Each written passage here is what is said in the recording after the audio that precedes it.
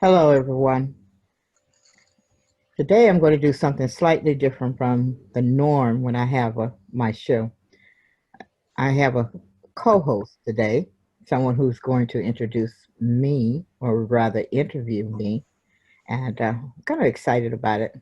She's my sister, and she is a woman who has a great deal of talent, but the thing that she's really good at is business coaching.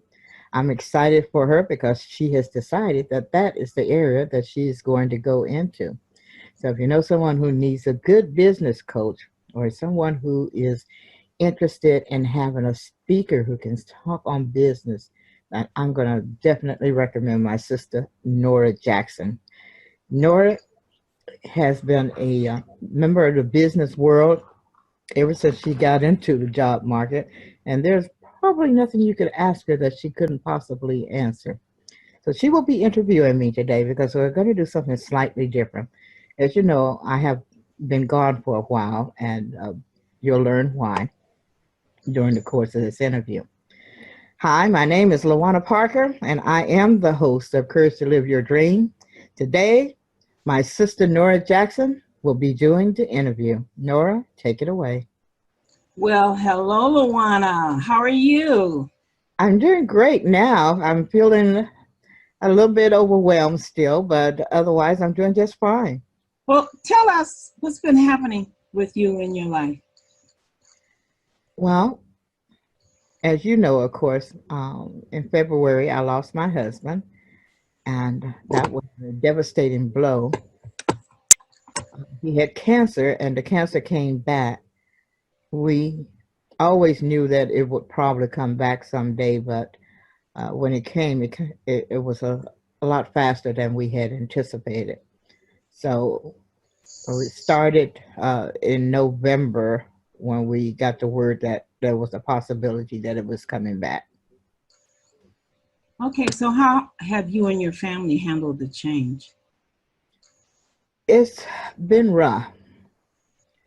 Um, I've been blessed because my I have three sons, and one of my grandsons who are raised from a baby, who has been my rock and foundation. And I have uh, I don't think I could have made it without them. I'm going to tell you a little bit about what happened. When we found out about the cancer, we really thought there was going to be some time. We anticipated we had a few months or at least a few weeks in which we could come to grips with it. But as it turned out, after going through the tests, he had to take some ultrasound tests and several other things that turned out to be, well, for him, it was very telling. He thought he would be able to fight it as he did before. I shared before about him having the cancer 11 years ago. And at that time, they told him he had about 6 months, maybe a year, to survive it. But my husband, being the kind of man that he was, and you can see his picture here, always a happy person. Great Uh, picture. Thank you. He was determined that he was going to fight this. And he told the doctors, he said, until the man upstairs, until God himself said his time was up, he didn't accept what they were saying. And so he went through the chemo and the radiation treatments. And as you can see, my husband is a big man, or was a big man. And he became like skin and bones during the course of those treatments. But he took them anyway, and he held on and he fought it. And the cancer went away.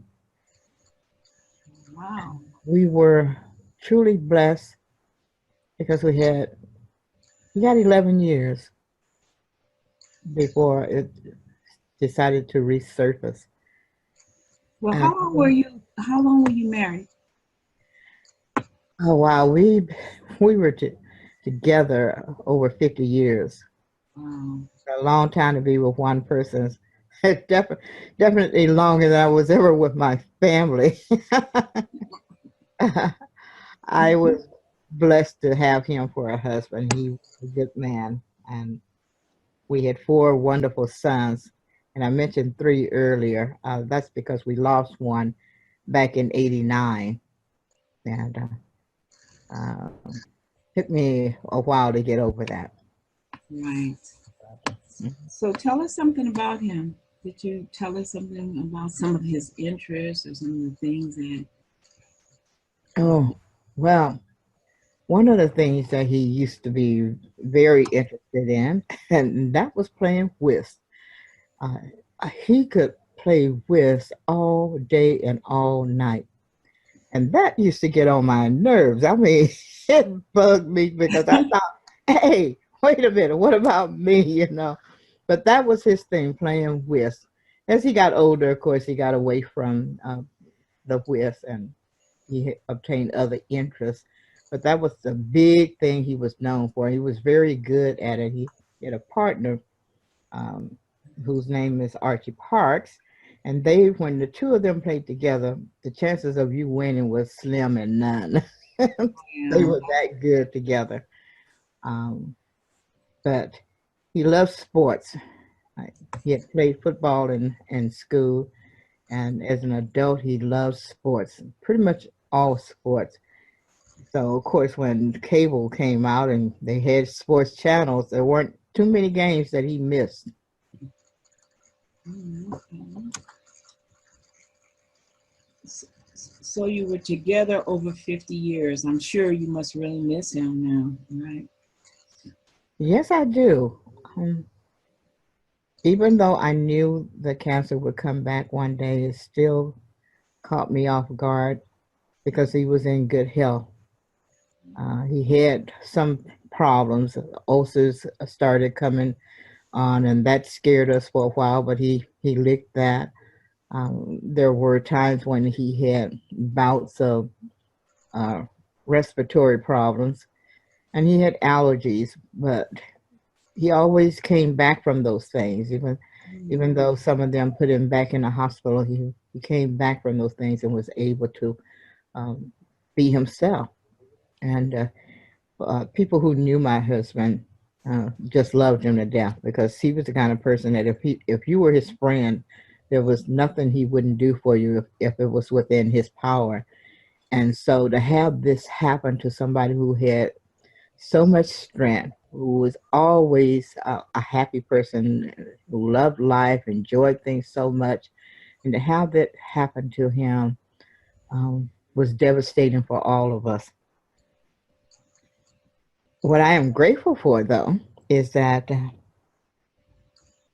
when we found out that this time he wasn't going to be able to fight it, and I notified all the children and his sisters and brothers, he was able to see all of them because everybody came. His sisters and brothers came to visit him. Our children were there, our grandchildren, even the great grandchildren were there. So he got to see everyone in those last few days that he had here.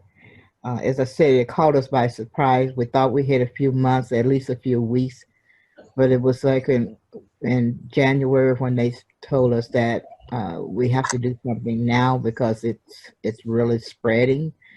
And in between the they were going to do some more tests, and we thought they were going to be able to find something that would work for him.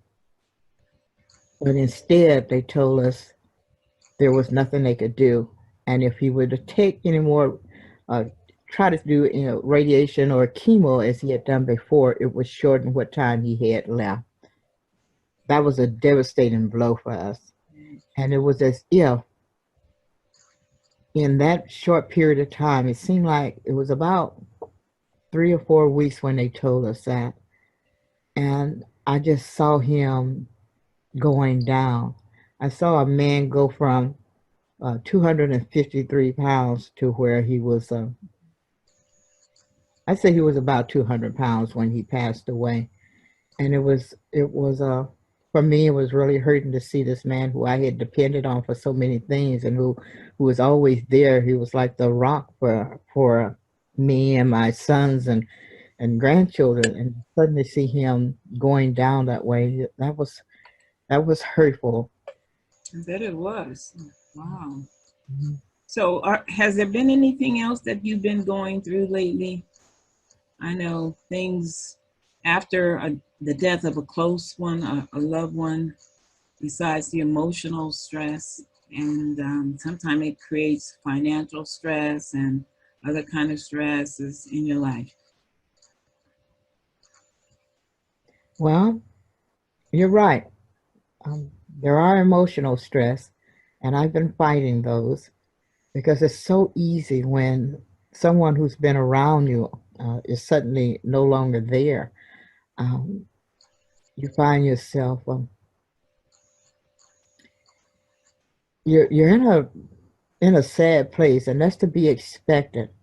But you kind of have to be careful because you become, I don't want to say depressed because it's not really depressed, but it can lead to being depressed. Yes. You're in a place where you feel like nothing is ever going to be the same, which of course it won't be. You feel as if you don't have what it takes to move forward. And I had to fight that. And I'm still fighting it because it still comes over me. Um, it's only been a few months, a couple of months or so that my husband passed away. So I'm still fighting it. But I am blessed because I have children who are trying to make sure that I don't fall in that place and stay there. And part of the process for me was to get back out in life. And I have friends who have stepped up and are there for me. They have offered to do things for me, and that's a great feeling to know that people care enough about you that they want to be there to support you through what you're going through. In fact, I've had several who have gotten on my case because they've told me, we're here. Ask us for what you need. Don't try to hold all that in and do it by yourself. And that that has been a big savings for me. Uh, Having lost my mom, I lost a sister, lost my dad, and several years prior to that, I'd lost my son. That was the time when I fell into a really bad place, and my whole life changed from that. So I didn't want that to happen this time. So I truly appreciate the fact that my children are supporting me. Um, in fact, I have to keep reminding them that I'm the mom and they are the children, but I love the fact that they have been peppering me, so to speak. you know, it's been great. Well, do you have any advice for anybody else that might be going through something like this? Don't don't just sit around and mope. It is so easy, and I almost fell into that myself, uh, just to mope about what was and what was not going to be any longer, what I could no longer do, because there are changes like when someone passed. So don't mope. Talk to friends. If necessary, join a bereavement group where you can voice the things that are on your mind, the things that are hurt, and find out that you're not by yourself. That is so important. Don't be by yourself. Share what you're going through with others. Let your friends in. They're not always going to know what to say to you or how to say it because until they go through it themselves, they don't truly know what it is that you're experiencing, but they do want to help. And so don't shut them out. Include them in the things that you do and ask for help. Don't be afraid to ask for help or embarrassed to ask for help. Let people help you. That will keep you from falling into a state of depression because it can happen so easily.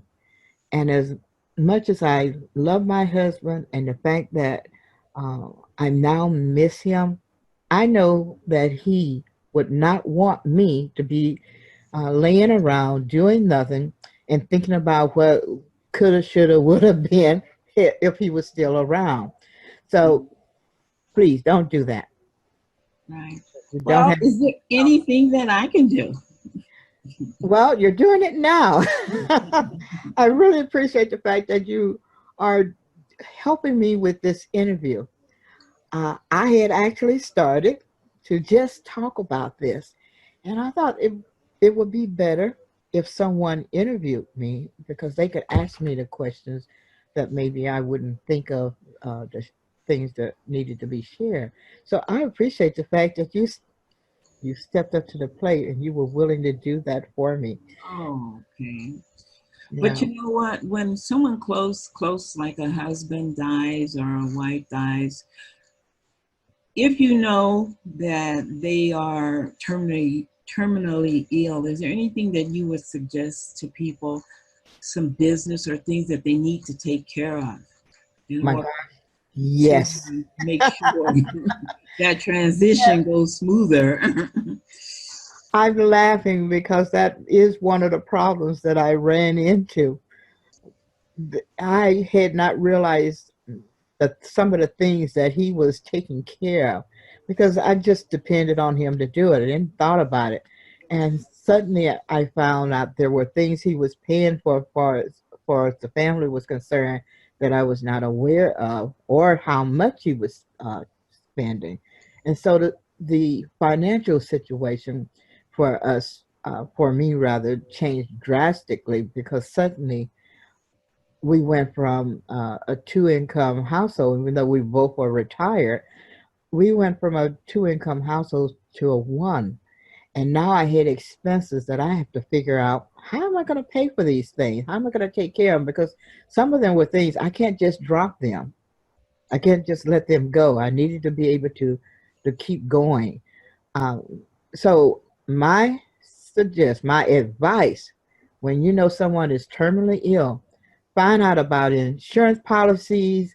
Make sure you know about the bills, what needs to be taken care of. Are there passwords to things that that you need in order to access some of the information? There's so much that we didn't think about, and so I've been picking my way through things, trying to get us back on track or get me back on track. I keep saying us because it's difficult for me to sometimes to believe that he's not still around. And indeed, sometimes I feel like when I'm sitting here in the house that I almost hear him stirring, or if I hear a noise at the door, I think it's him coming home. So it's difficult to think that he's not here. But I've just sidetracked there. Uh, Getting back to the fact that yes, take care of those personal businesses. You need to know about those things because once they're gone, it's too late. Right. It's harder to find that information out once they're gone. Yes. Okay. So, is there anything else you want to share, or anything else about the process that would help others Mm. to make it through? Well, there's so much I could talk about, but let me ask you a question. Yes. Because a couple of years ago, you lost your ex-husband, and even though the two of you had divorced and were no longer together, I know that you still had a good relationship. How did you get through that? Right. A lot like you, it was a shock. Right. I had spoke to him 3 days before I was called and told that he was in the hospital and that they were trying to get in touch with his children. So I was like, what happened? And nobody knew what happened. He had just passed out. So after work that afternoon, I rushed over to the hospital to see what was going on with him. And there he was lying in the bed with all the life support equipment on him. And everybody seemed to just be waiting around to see, what the doctors are running tests and this and that and the other. And so I was just there with the family. The family had finally got in contact with, and we were all there. We Mhm. hadn't seen each other for a while because we had been divorced, but we were still friends, and we weren't. I want we didn't have any children together, so we were married about almost 10 years. So what happened after that? 2 days later, I'm coming back to the hospital to visit him. No family member. The family members were gone, and they sent me to his room, and there he was lying in the bed, looking the same as the last time I saw him 2 days earlier.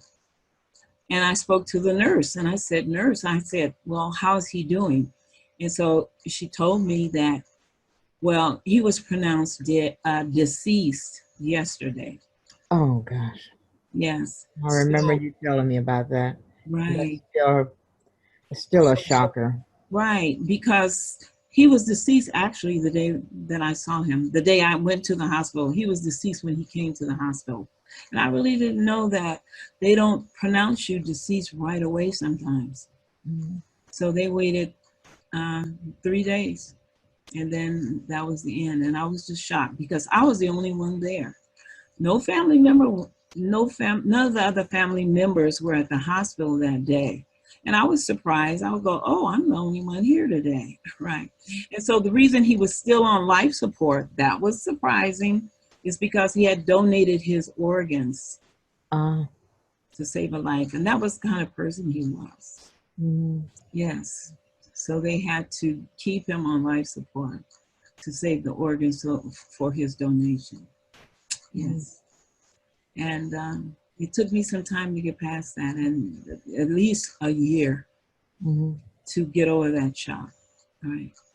And that was one of my closest friends. And like you say, my mom passed away, my sister, my father, and all of these people who are close, very close, are passing away these days. yeah. But yeah, so it was just an emotional stress. We weren't married, so I didn't have the other things, the financial things that married couples probably had going on, things Mm, that they had to take care of. mm. Yeah. Wow.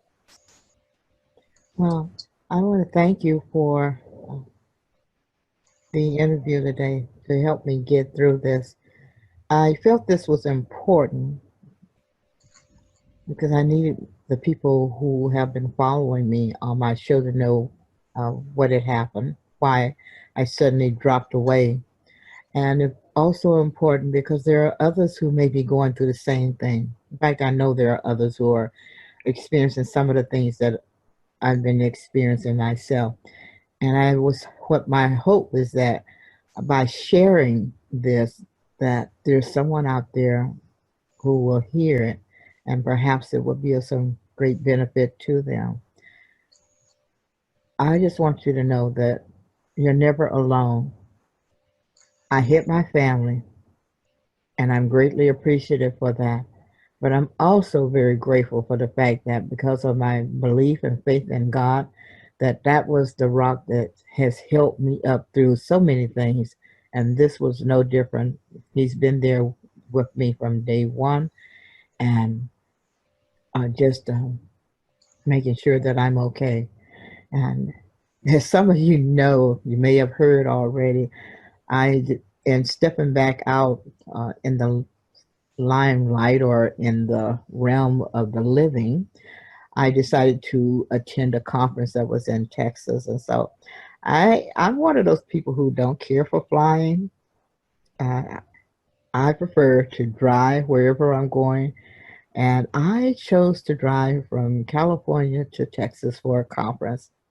Had a great time. I want to give a shout out to my friend Tim Gillette, who was extremely supportive. His wife and his mother uh, just were wonderful people to me at that conference. And I met some wonderful people there who haven't found out what had happened because Tim shared that information. Uh, they were there for me. They came and it was wonderful. So I had a great time, but it helped me to be able to get back out there. And I want that for everyone else.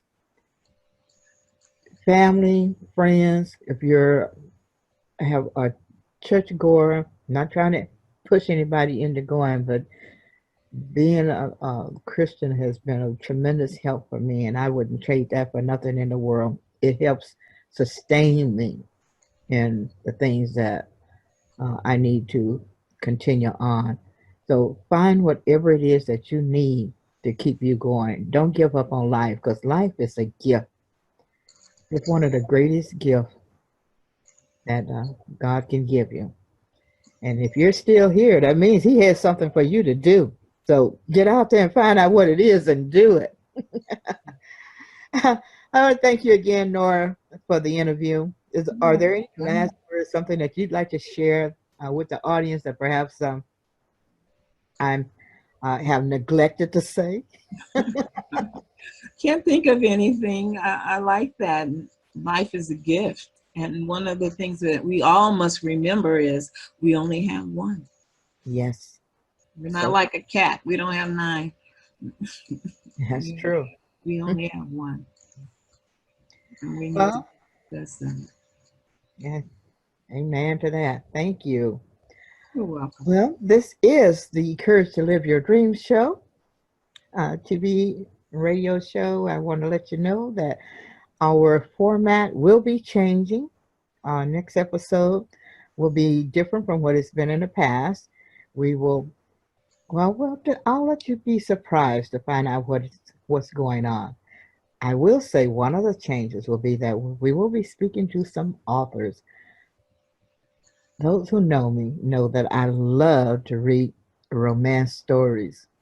So I am going to have some authors come on who write those wonderful books that I so enjoy reading and have them share how they got started and what keeps them going and how they come up with these amazing stories. So until the next time, everyone, and with my co-host today, Nora Jackson, myself, LaWanna Parker, we thank you for being a part of the program. Look forward to you being a part of it next time. And remember, you can always check my blog out at www.lawannaspeaks.com. Take care. Bye. Okay, hold on a second. Okay. Hello, everyone. I am so thrilled to be back. Hi, this is Luana, and I am the host of Courage to Live Your Dream talk show, and I'm excited to have a special guest here today. She is someone I consider a very good friend, and I've known her for a couple of years now. Very special lady, hardworking special lady, and I could ramble on and on about her, but I want you to get to know her through some questions and let her share some of the things that she does. I'm telling you, I don't know how she does all the things that she do, but she does, and she does a very good job at it too. So just think about it. The next time you start talking about what you can't do, listen to this woman and pick up some golden nuggets from her. So let me introduce you to, we all call her Pastor C, and her name is actually Sherelle English. But she's a very special lady, and I'm excited that she's considered to even be on my show today. So, Pastor C, before I really start asking you some questions, tell us a little bit about who you are. Wow, who am I? I'm a child of God. That's always number one, a mighty child of God, someone who believes that she is because he is. I'm a mother of two wonderful young men who are the heads of their households, who do the accountable, responsible thing most of the time, who have two beautiful wives. I'm a grandmother. I have five granddaughters from my first son and two grandchildren from my second son. So that makes me a grandmother of seven. I had to count them to see how many they are. I'm a pastor of Crusaders of Faith Christian Center here in Sacramento, California, the senior pastor of this church, and love my congregation, love the things that we do for our community. I'm also the founder of Eagle Vision Community Development Center, where we have several projects and campaigns that are actually facilitated throughout Sacramento County to provide for individuals who have specific needs within their homes, within their hearts, within their lives. And we believe that we are the church without walls. We don't just take care of the inside, the in-reach, but we are heavy with the outreach out here in the Natomas area. Who else am I? I am the founder of Doers of the Word Women's Ministries. And this is a ministry that meets where we're women who go through the Bible in a year. And we do this via a conference call. And we meet daily, Monday through Friday, for an hour. We're actually in 7 different states. We have small groups that go all over the place, some that are primarily local here to Sacramento, but we also have small groups that are in Texas, that are in Louisiana, that are in Chicago, and several other states. And who am I? I'm a person that just loves people and who am blessed by the opportunity to be of service. One of the things I know in the 2 years that I've known you, and I've seen you do so many things and do them successfully, but the one that I'm a part of with you is the Project Pen program. I love that program because it reminds me so much, and it gives me the opportunity to pay back what was done for us when we were growing up as kids. And that's that you arranged it so that people who are homeless and low income have a place to go that they can get the food they need. And you set it up like a store so they can just walk in and take what they need. I just admire the fact that you're so faithful in that and you do it every week. Tell us, is there something that we can do, those who are listening to you and may want to help you in some way? Is there something that they can do? Is there something that you need beyond just having some people who come out and help? Well, Project PEN is one of the campaigns that's under Eagle Vision Community Development Corporation. And PEN, P-I-N, stands for People in Need. The goal of Eagle Vision as a whole, so I wouldn't make it specific to Project PEN, but we're always looking for donations from a financial standpoint, number one, because not only do we have the things that we're doing with Project PEN, but several others, but and specifically, since you brought that up, Project PEN. With Project PEN, we're pretty cool with the food. And we're actually about, when we go through the different paperworks and things, about to expand that actually. But they could use toiletries. Toiletries being toothpaste, being toothbrushes, deodorant, sanitary napkins for the women, dog food, because most of them have pets. Trying to see what are some, if I have my hat on with them right now. They like the big garbage bags because in the rainy season they use them as raincoats. Put it this way, when you think about what do you need on a daily basis to be okay so that you can be comfortable with life, these are the very same things that the people in need need. Now understand, I'm not always referring to the homeless. I have several people that we minister to that live in big houses, and they walk into these big houses and they're empty. They're empty due to maybe one of if they're a married couple, one of them lost their job, or unfortunately, there's one case, she came home and the husband just decided he didn't want to be a husband anymore and just simply left her and her children. You know, but on the outside, if you didn't know what was going on the inside, they looked perfectly okay. But you walk inside and the house was empty, the cupboards were bare, and we were able not just to meet the needs physically as far as the food was concerned, but we were also assisted the individual with relocating to another home that they were renting that would allow them to be more cost effective so they could get back into she could get back into her budget. We assisted with the children to provide counseling for them while they were going through this to make sure that they were okay.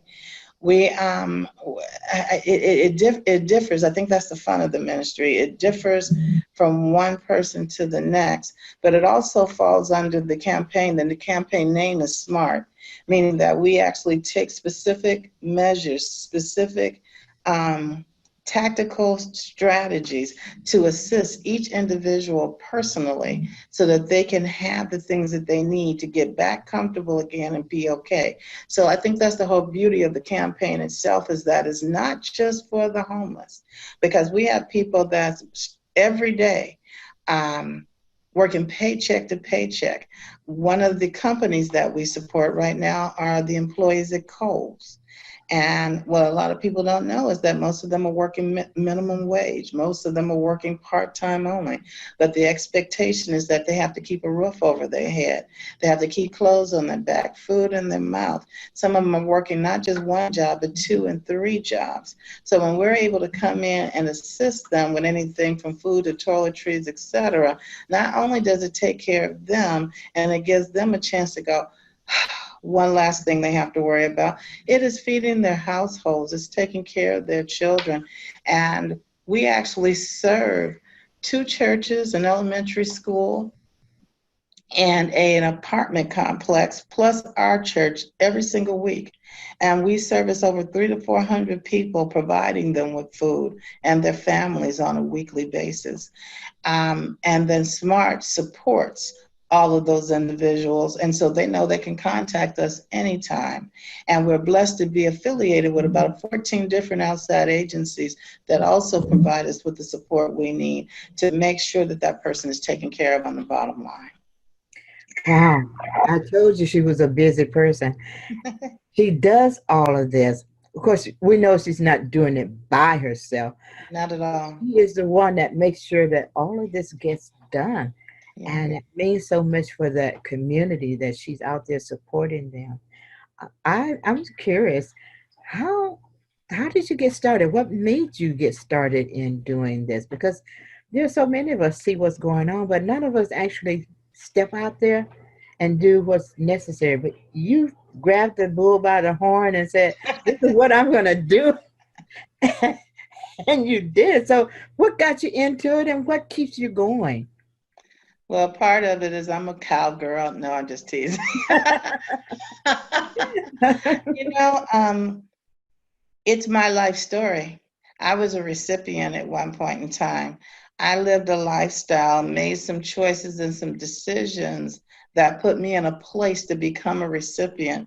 And I will never forget that day when I was wondering about if I was going to be able to keep the roof over our head, meaning me and my 2 boys, if I would, how we were going to it was for Thanksgiving dinner, how we were going to eat for Thanksgiving dinner, because I had no money.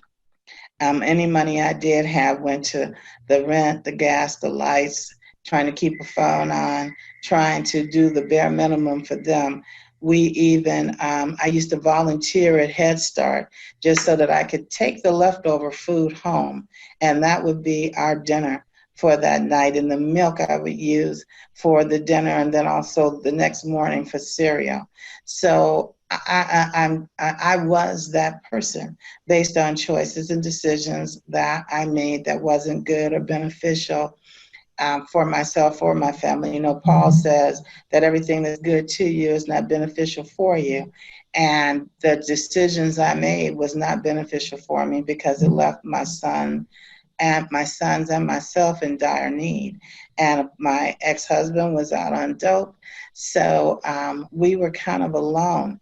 And I was sad that day. I was so sad because I just didn't know what I was going to do to give them a Thanksgiving dinner. And they're all excited because they come from school where they got all these pictures and little activities they did around Thanksgiving. They heard their friends talk about how they're going to have this big Thanksgiving dinner. And then there was just me.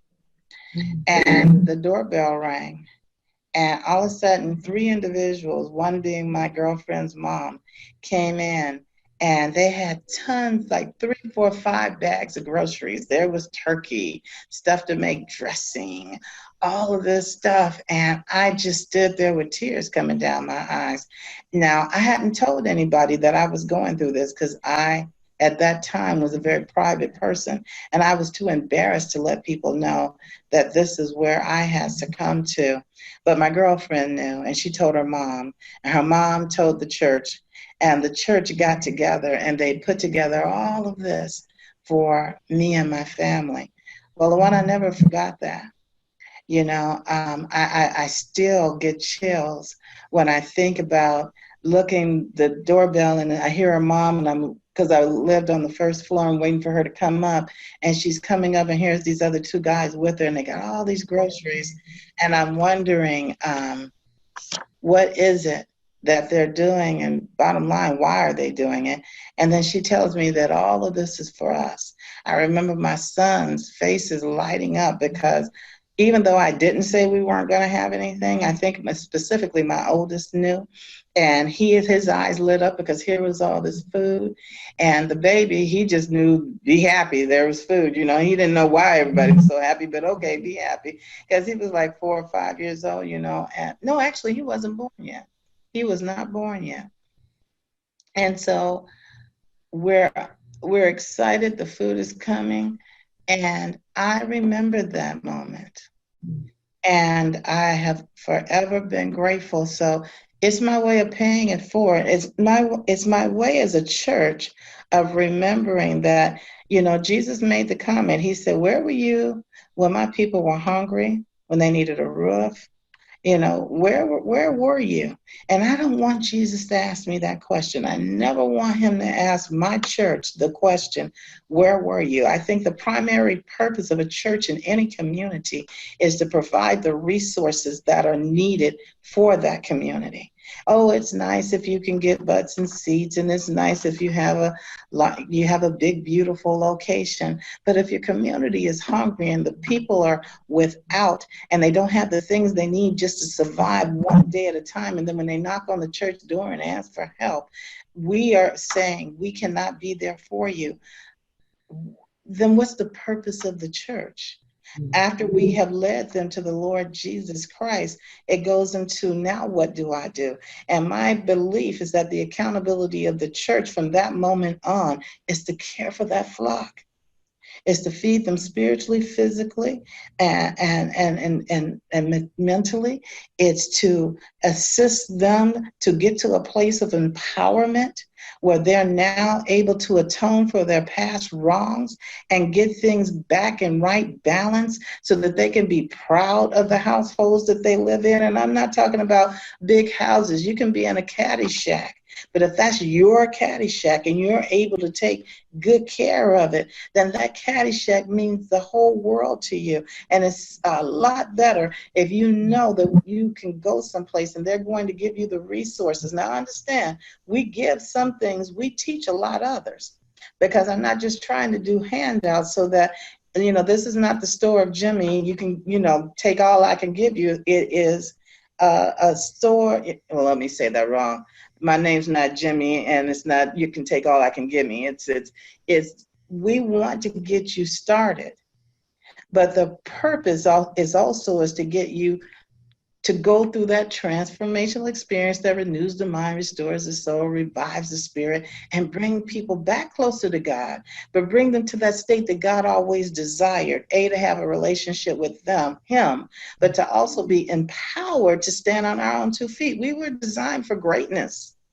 We were designed to be a people that's able to stand, but we were not designed to be a people that stood alone. Acts 4:32 tells us we pull all our resources together, and it said when they were divided out evenly, no person went without. And so that's my inspiration, actually, is Acts 4:32, to get us to a place that when people get well, they don't just leave, but now they give back. And that's the beauty of Crusaders of Faith. You will see it over and over again. First, they came in and they were people in need, and now they're serving. After service, they're step up because they know I have exactly. to admit that is amazing. I've seen some of those people who were first come in, they were very timid about coming in and getting what they needed, but now to have some of them actually helping with what you do.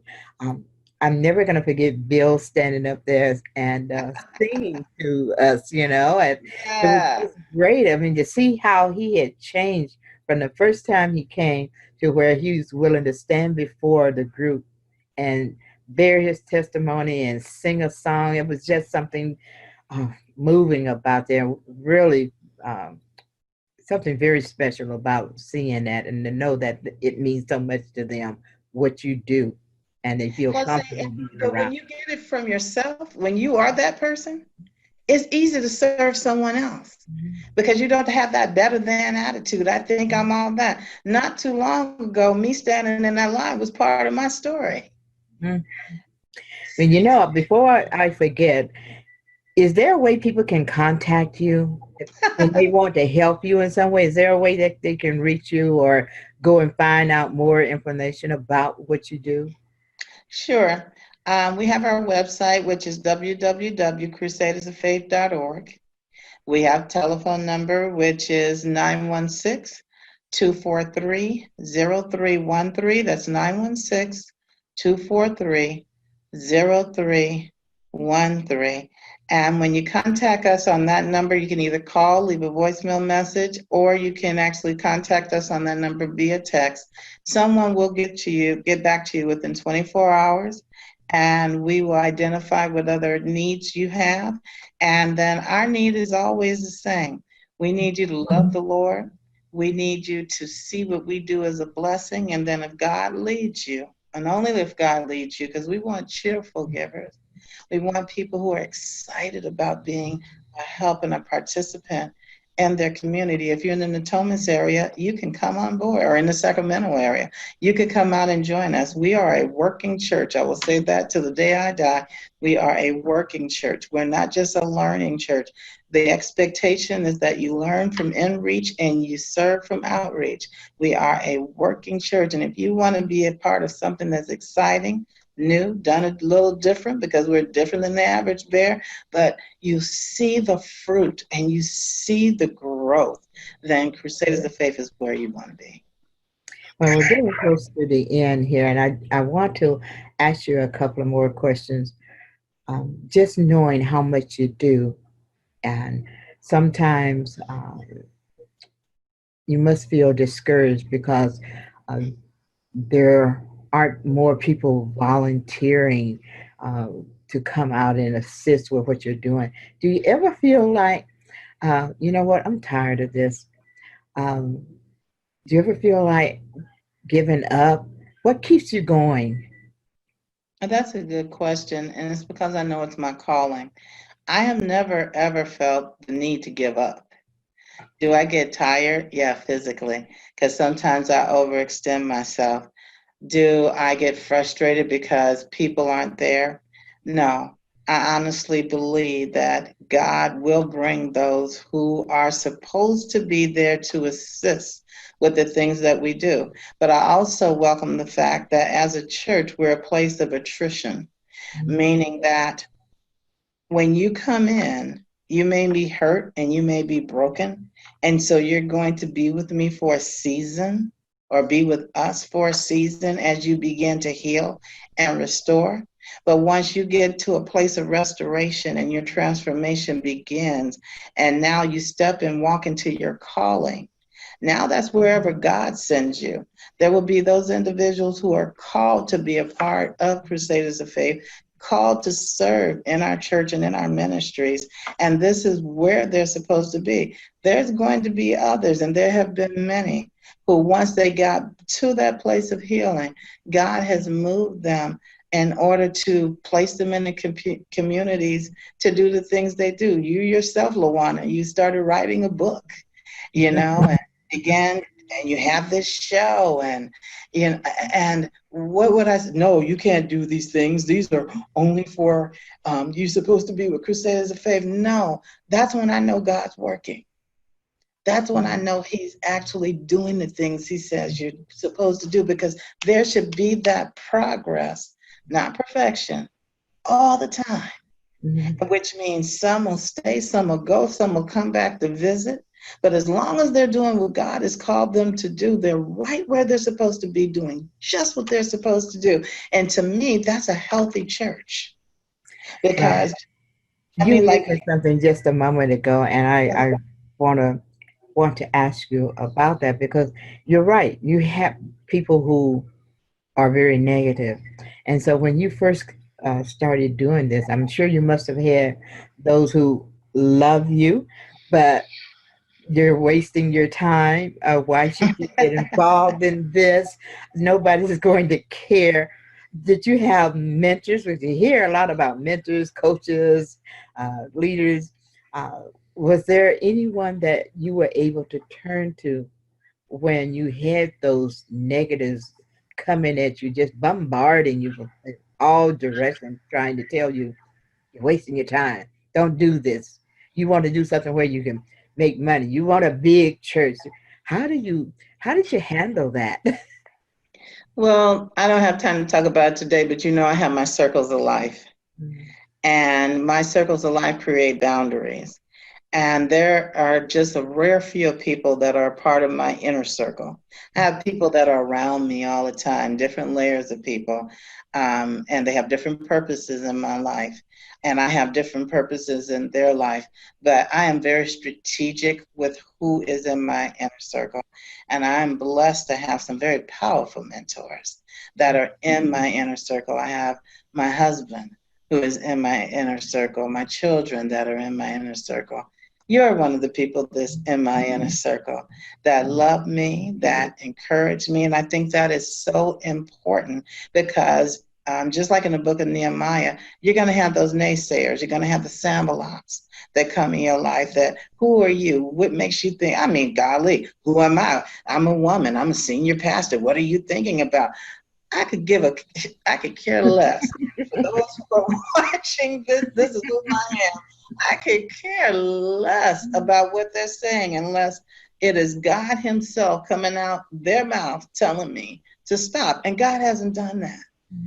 So you have your hedge of protection of what I call it. Those individuals that when you do get tired, when you do need help, when you do need support, I have this hedge around me where I can pick up a phone at any time.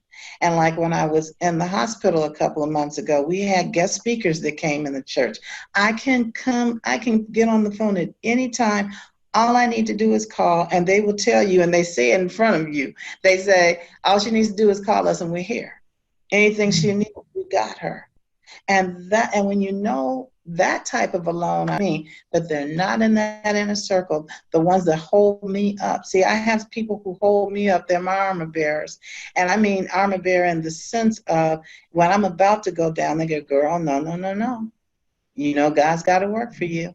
There's things that you need to do. No, no, no, no. Why would you listen to that person if that person's not trying to sow into your dream? Instead, they're trying to sow into your pocket. No, no, no, no. As time and experience. Well, we're going to have you come back to talk about that inner circle because I've heard your presentation on it, and I think it is so important that people understand what it means about the inner circle. And I don't want to give a haphazard thing about it today, but we'll have you back to talk about that because it makes a difference when you Yes. recognize who you allow in your inner circle and how you can determine who belongs there and who does not, and without actually hurting anyone's feelings. And so um, I'm just amazed by you, girl. I'm very impressed with you. I know personally all the wonderful things that you do, and I know all the people who love you because they are there to support you in what you do, and they don't complain. They just come. They're there. Can you imagine people giving up their weekend to come out and help you, especially on a Saturday? It's supposed to be our day to go and do what we want to do, but instead, we're there with you, and it's because we believe in what you're doing. And it's true. Sometimes people they can't come every single time, but they're there more often than they miss. And that's the Yes. key. That means you have reached them. You have got them to a point where they recognize that what you do is important and it fulfills them. I find it very rewarding when I'm out there with you. And I'm so glad you came to be on the show today. It's been a real pleasure having you here. Well, Any let me final say this, words that before we you leave? are a sparkle in my eye, Luana. You encourage me. I love your spunk. I love your tenacity. When you when you announced your new book, you would have thought I had written it. I was so proud of it. And I was trying to show everybody, tell the whole world, and that, you are the new 40. You are the new spunk. You are the new excitement about life. You encourage me to never give up. And and I know personally some of the hurdles that you've gone through and are going through. However, have always been that light. When I research Lawana Parker, and you see how you have done so many things in the community, you're nothing to laugh about. You're somebody who takes your life as serious, and it is an honor and a privilege to be a pastor to you. I mean, I sit there and I look at the people that God has around me just at the church, and I'm like, wow. God, you brought the big wigs. You brought in the heavy hitters. You brought in the people that's like, let's make this happen. And that's, that's like kind of disconcerting, because you guys walk in knowing your stuff. You intimidate me sometimes, But Well, you we do guys have are to make her just, sit down sometimes, especially when we know she's not feeling good, but she's still trying to do all the things that she normally would do. And it's a hard job just to get her to sit down and let other people do the work for her.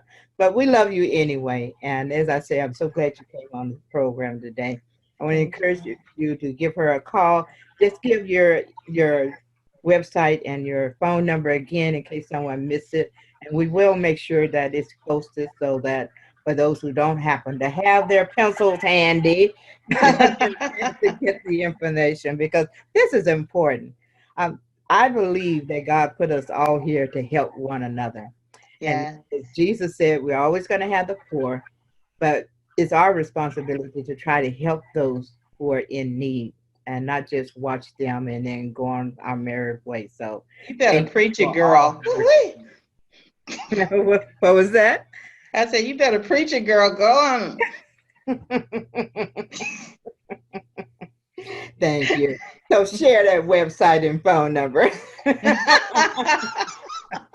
It is www.crusadersoffaith.org. That's www.crusadersoffaith.org. Our telephone number is area code 916-243-0313. Again, that's 916-243-0313. Thank you. And I want to encourage all of you, if there's anything, we're not just asking for money. I mean, bodies are always welcome.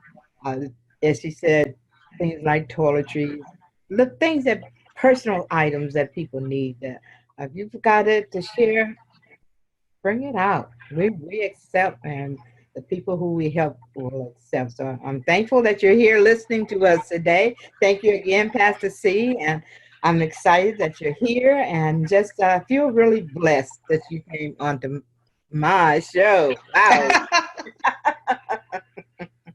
My website is Courage to Live Your Dream. However, it is under construction. It's not completed yet, but it is Courage to Live Your Dream. And we hope to have it up and running in very near future. And the number that you can contact us at is 916-238-8847. And look forward to you returning next week for our next show. And just thrill that you're here. That until next time, take care, and we love you.